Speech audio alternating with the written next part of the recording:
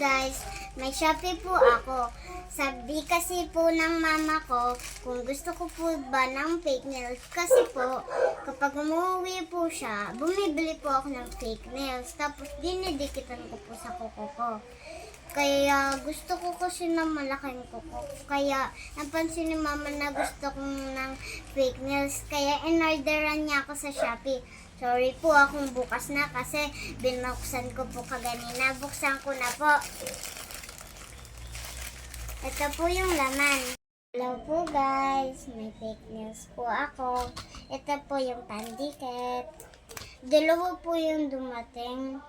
Ang ganda-ganda nga po ang cute ng design. Ay, pangbata yung in-order ni mama kasi bata pa po ako. Ganito yung nails ko. Gusto ko po kasi ng mahabang nails.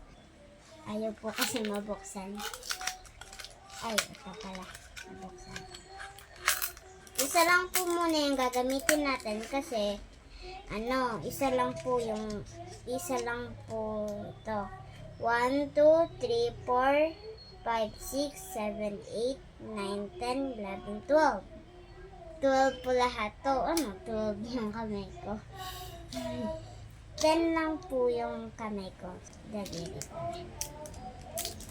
Oh, ang cute naman po nito. Ang cute. Tapos meron pong design sa likod. Ito na po.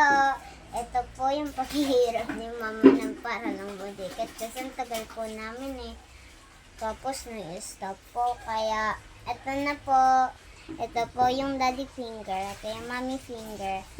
Tapos ito po. Tapos ito. Tapos ito yung baby finger. Ito, dalawa po sila yung nilagyan ni mama. Ito po, melody. Tapos, ito, ribbon. Ang cute po niya Tapos, kapag nagkakamot ako, nawawala yung, kate. Ang ganda po. Pero po, sabi ni mama, kapag daw po maliligo ako, matatanggal po ito. Kasi po, hindi naman po ito matibay. Pero, makit po siya. Kaya umorder na rin po kayo nito para sa mga anak nyo. Kasi po, birthday ko po nakaraan. Kaya ito po yung diniliver ni mama. Ito po yung ni mama gift sa akin. Ang ganda po. Thanks for watching.